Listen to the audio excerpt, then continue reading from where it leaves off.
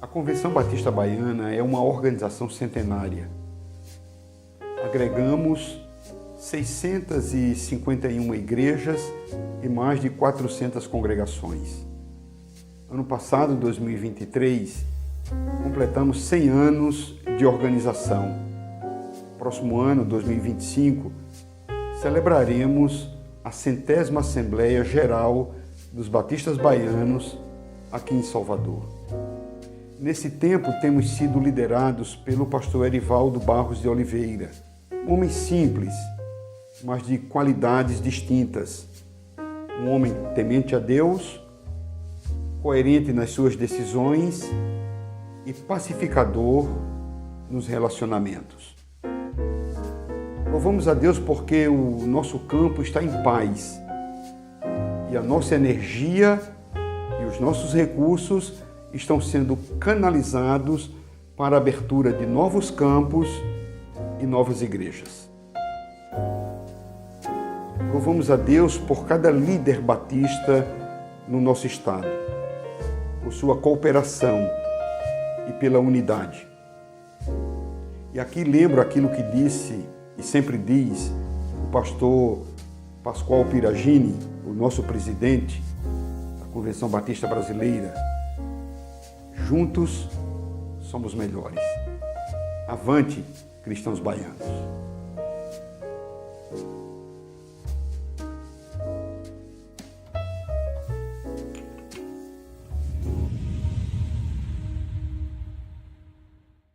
Agradecemos de coração por estar assistindo a mais uma mensagem da série Cuidar e Acolher, refletindo o amor de Cristo.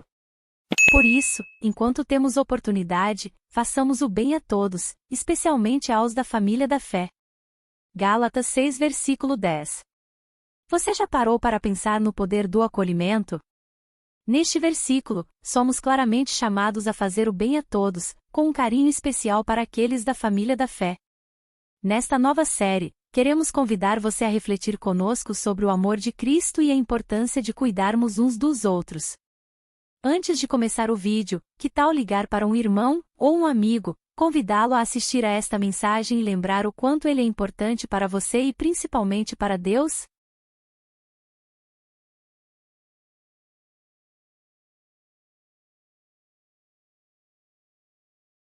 Que Deus o abençoe rica e abundantemente. Amém. E é com essa mesma alegria que eu quero cumprimentar os irmãos. Porque, na verdade, eu faço parte da história. De alguma forma, a Capunga está ao meu lado. A Cláudia foi membro desta igreja. E foi aqui, em alguns momentos, que eu pude celebrar o nome do Senhor, no tempo em que estudava em Recife. Por isso, eu tenho comigo a parte mais bela desta igreja, já me acompanhando ao longo de tantos anos de casamento. E eu fico muito feliz e agradecido, pastor, pelo convite, aos amados irmãos e irmãs. Durante o dia de hoje eu quero lhes falar sobre 2 desafios que eu acredito estão hoje diante de nós como igreja. E o primeiro desses desafios é o desafio de ser igreja, apenas igreja, nada mais que igreja.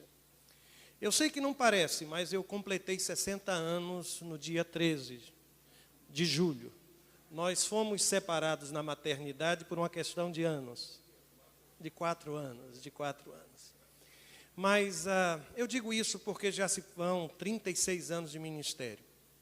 E ao longo desse tempo, eu vi muitas mudanças naquilo que é a prática do ministério, naquilo que é a própria vida da igreja. E quando menciono estas mudanças, não faço com juízo de valor. Mas eu assisti o aumento de funções, por exemplo, remuneradas na vida da igreja. A profissionalização de muitos setores da vida comunitária.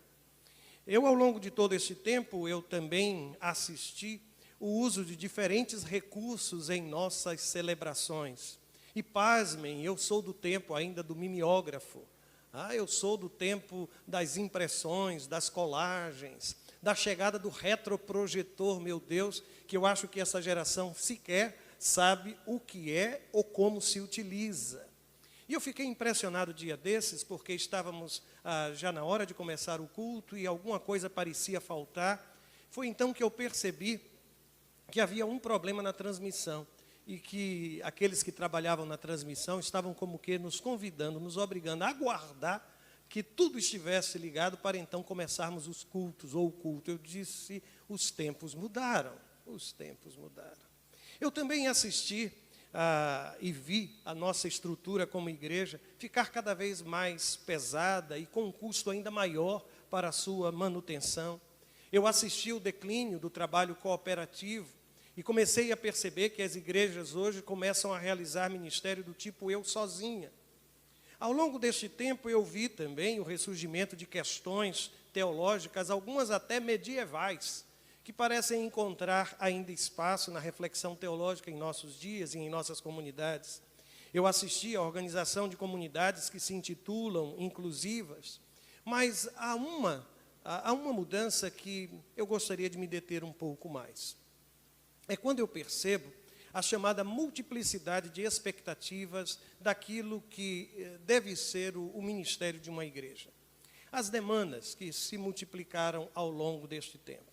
Aliás, aqui eu cito um autor chamado Hans Hofmann, que ele diz o seguinte, que a habilidade de simplificar significa eliminar o desnecessário para que o necessário possa falar.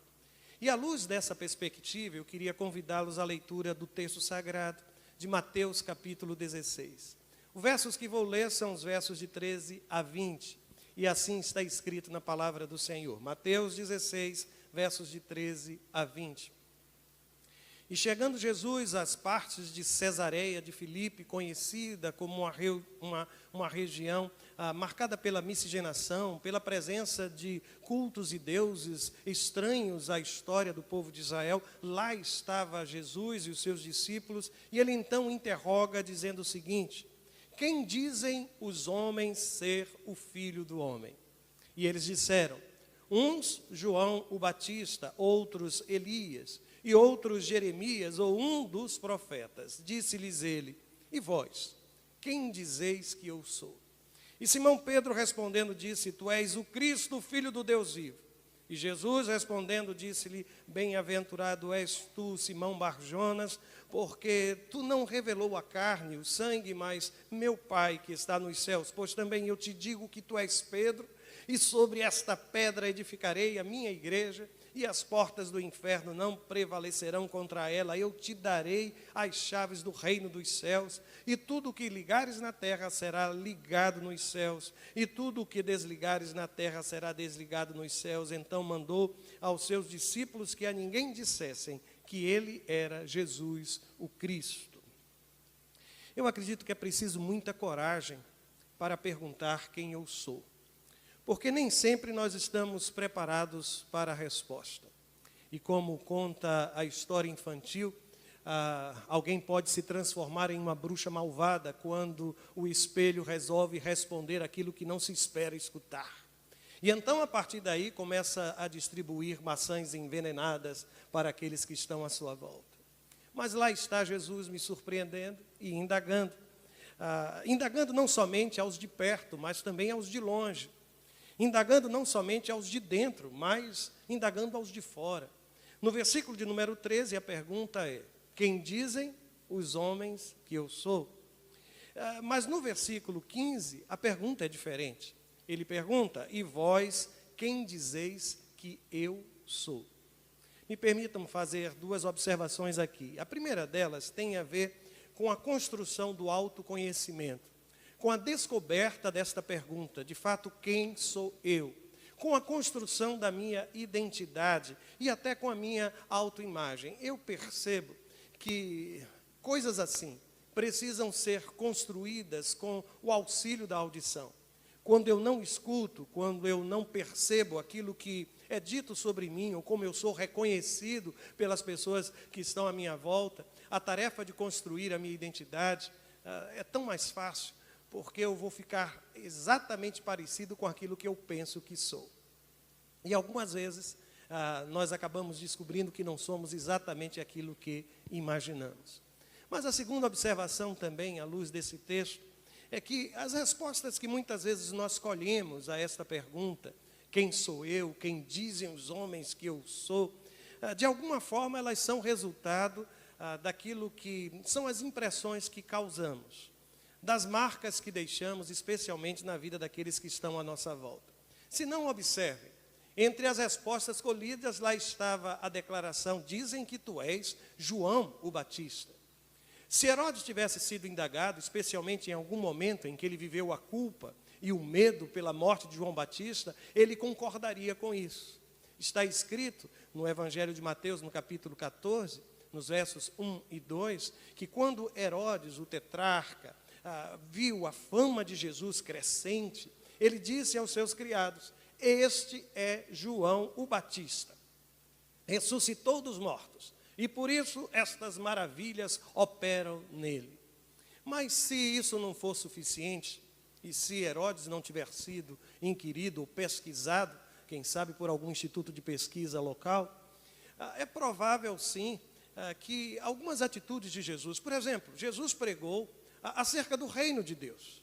E se você observa, este também era o cerne, era o conteúdo central da pregação de João Batista. Está escrito em Mateus 3, versos 1 e 2, a mensagem do João era a seguinte, arrependei-vos, porque é chegado o reino dos céus. E no mesmo capítulo 3, no mesmo livro, Evangelho de Mateus, só que no capítulo 4, no versículo 17, a Bíblia diz que Jesus começa a pregar. E qual o conteúdo de sua pregação? Está escrito, arrependei-vos, porque é chegado o reino dos céus. Se não for bastante, lembrem-se da prática do batismo. João batizava e os discípulos de Jesus também batizavam. E há um episódio para mim que eu me divirto com esse texto. Eu sorrio sempre que leio este texto. Em João, no capítulo 4, está escrito o seguinte, nos versos de 1 a 3. A Bíblia diz assim, que os fariseus ouviram falar que Jesus estava fazendo e batizando mais discípulos que João, embora não fosse Jesus quem batizasse, mas os seus discípulos. E quando o Senhor ficou sabendo disso, saiu da Judeia e voltou mais uma vez à Galileia. Eu gosto tanto disso. Quando Jesus percebe que há um burburinho e que estão fazendo comparações numéricas entre os batizados do João e os batizados dos seus discípulos, ele disse, olha, fiquem com essa discussão que eu vou para a Galileia. E aí diz o texto sagrado que ele sai daquele lugar. Gente, talvez por isso Jesus tenha sido identificado como João o Batista. Uma segunda resposta oferecida por os de fora é de que Jesus era o Elias, o grande profeta Elias, o pai para muitos do chamado profetismo clássico em Israel. Mas há uma marca poderosa no ministério de Elias, que na verdade foram os milagres que Deus realizou através daquele profeta. Está escrito em 2 Reis 2 que ele abriu o Rio Jordão usando a sua capa, que ele profetizou, e aliás o texto de Tiago fala sobre isso, sobre a seca e o fim da seca. Está escrito em 1 Reis 17 que ele foi usado por Deus para aumentar o azeite e a farinha daquela que era viúva. E é interessante porque no capítulo 17 também, a ressurreição do filho daquela viúva acontece por intermédio do profeta. Ora, qualquer um que já tenha lido um pouco dos evangelhos e já tenha acompanhado os milagres realizados por Jesus, sabe que multidões procuravam Jesus em função dos milagres que ele realizava. Quem sabe, em função disso, alguém sugeriu, é o Elias que está conosco.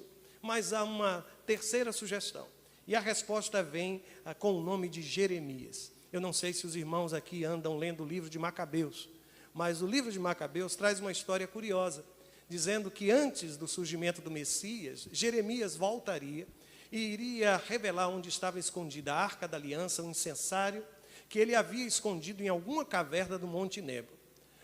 É certo que isso não aconteceu, mas entre as pessoas daquele lugar, histórias como essa circulavam. E se não for bastante, lembra-se do sofrimento do profeta Jeremias, lembram-se das lágrimas. Eu gosto de pensar que Jesus, em alguns momentos, ele se identifica com as lágrimas derramadas por um profeta, por um homem de Deus, que lá atrás viu a dor do seu povo. O Jesus que é revelado nas Escrituras é aquele que olha para Jerusalém e diz: Jerusalém, Jerusalém, como eu gostaria de colocá-las debaixo das minhas asas, abrigá-los como se fossem os meus filhos, os meus pintinhos, como uma galinha faz, e assim protege a sua ninhada.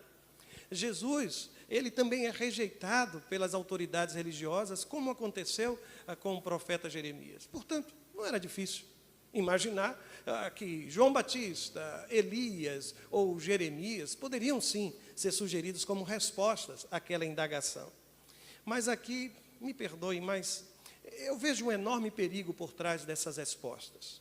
Especialmente quando nós imaginamos que o Cristo precisaria se identificar com João Batista, trazendo uma mensagem de confronto, trazendo uma mensagem de caráter inclusive político, capaz de ameaçar os poderes do rei Herodes.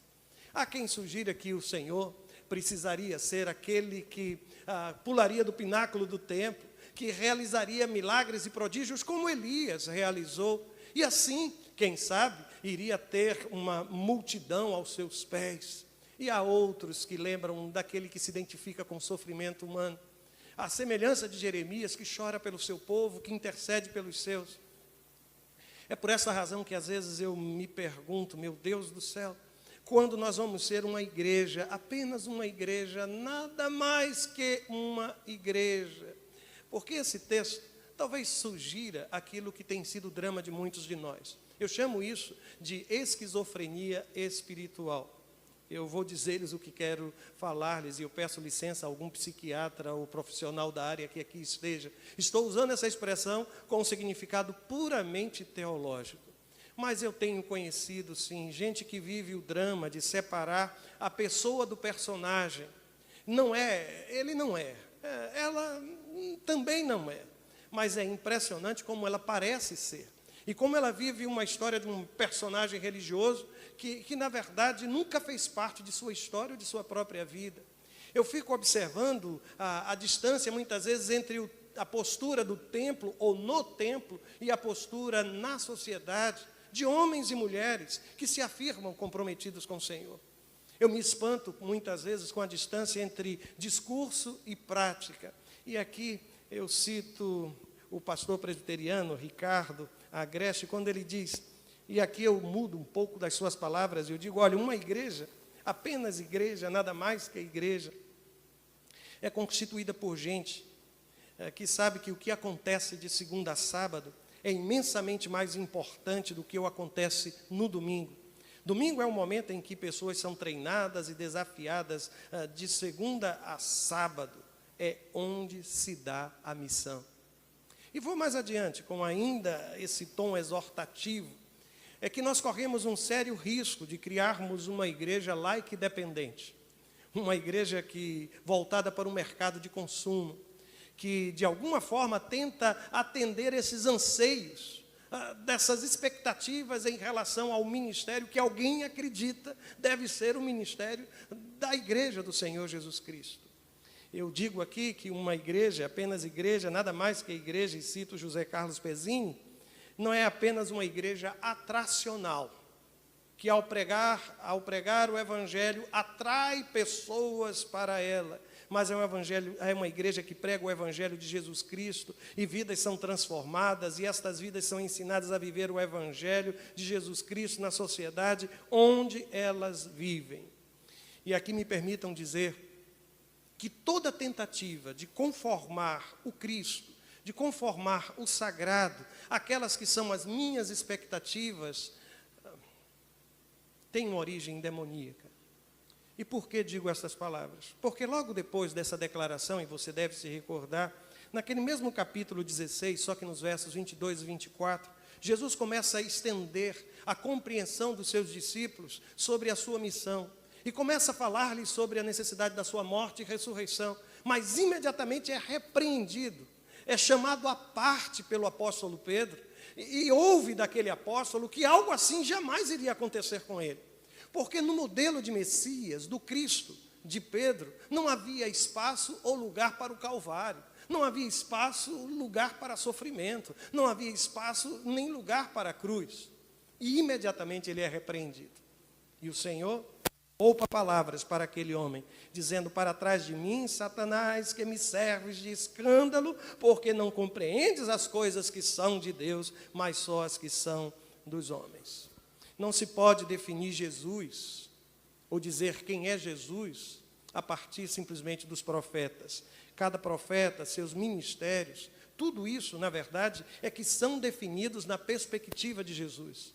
É o Cristo quem define quem é Elias, é o Cristo quem define quem é João Batista, é o Cristo quem define quem é Jeremias.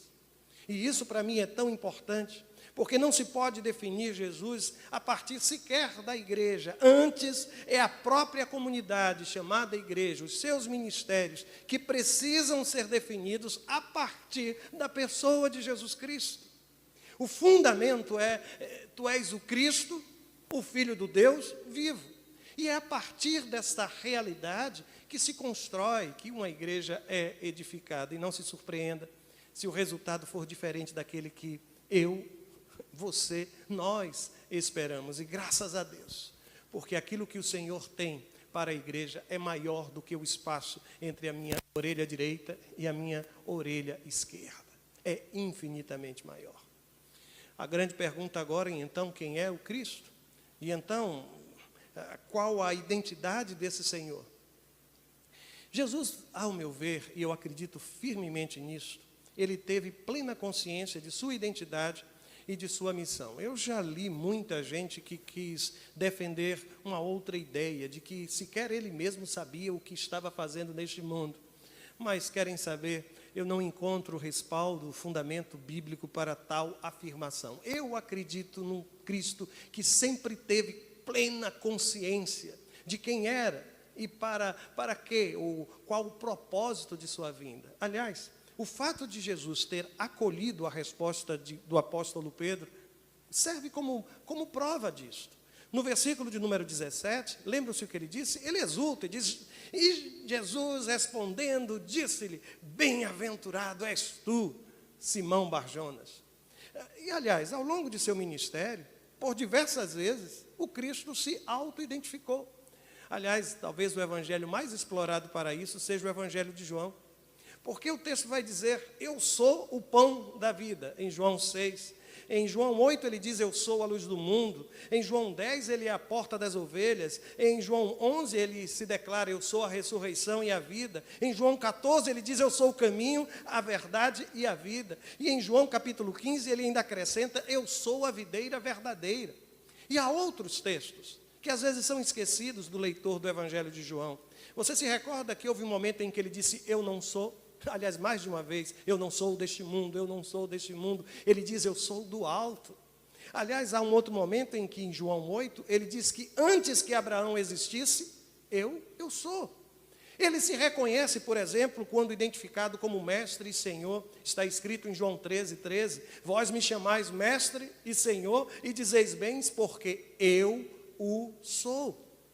E ainda como rei, está diante, diz o texto sagrado, de Pilatos, e ele responde usando um hebraísmo, dizendo assim: olha, tu dizes que eu sou rei, eu para isso nasci e para isso vim ao mundo, a fim de dar testemunho da verdade.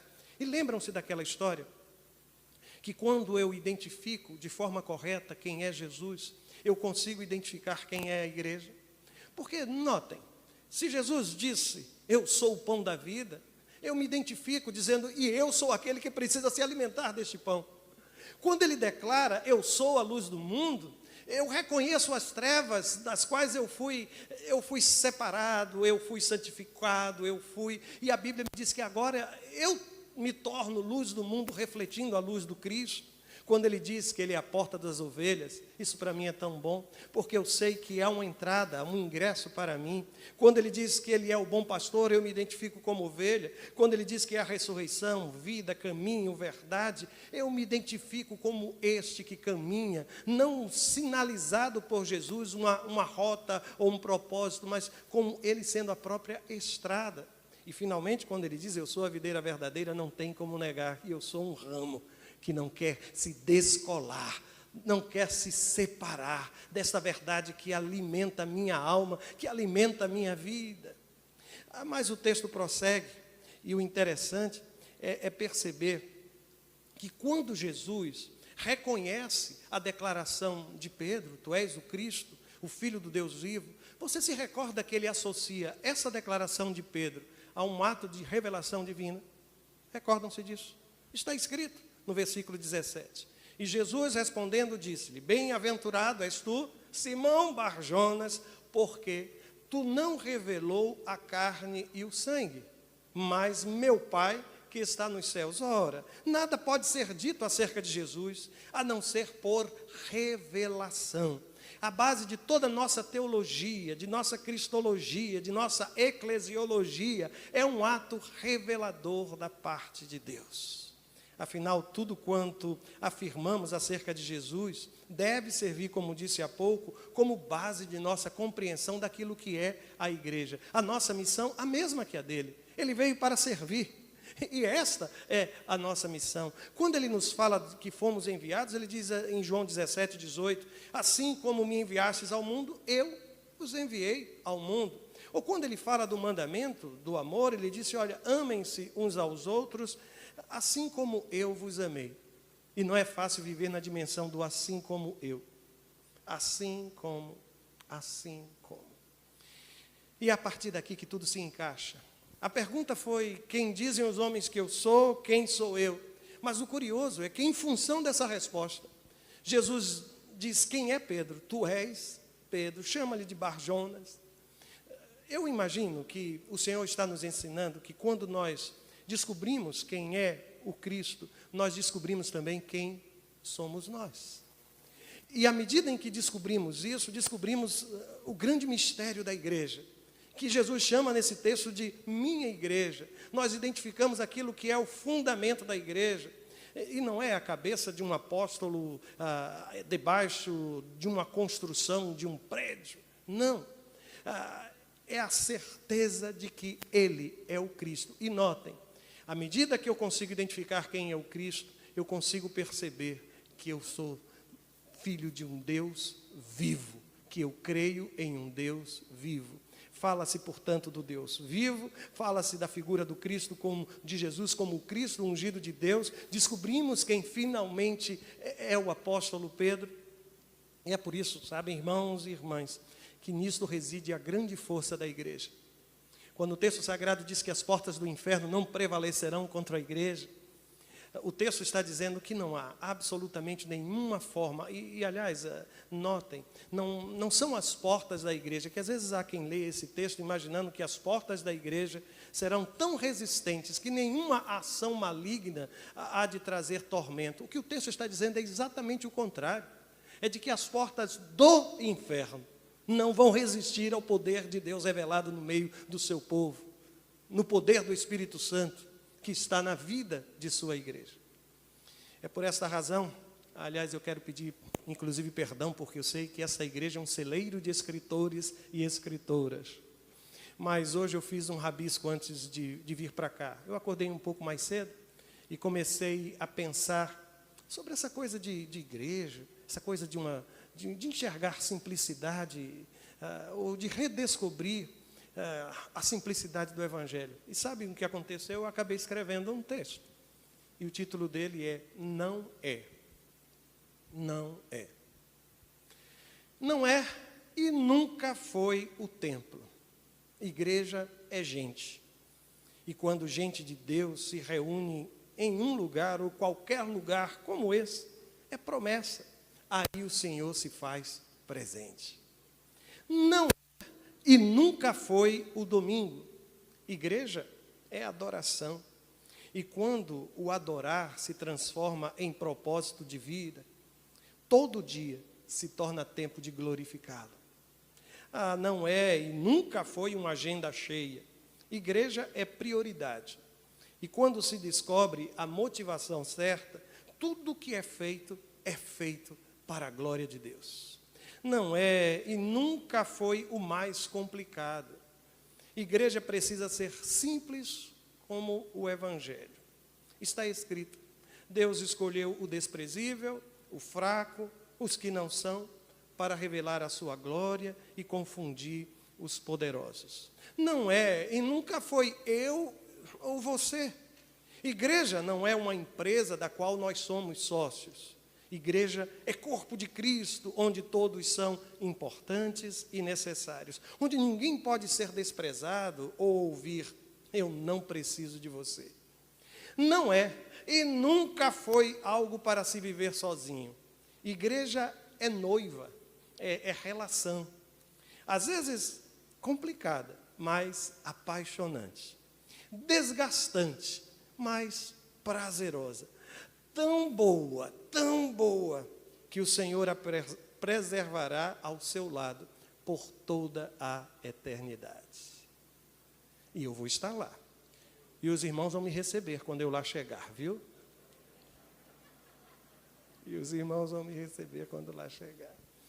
Como disse o sábio pastor desta igreja, estarão os irmãos completando, no ano que se aproxima, 100 anos de existência, caso o Senhor não retorne. Mas se é algo que é motivo de minha oração constante, irmãos, tem sido a volta do nosso Senhor para buscar a sua igreja. E que o Senhor nos permita enxergar a igreja com os olhos do Cristo, enxergar o outro com os olhos do Senhor. E, aliás,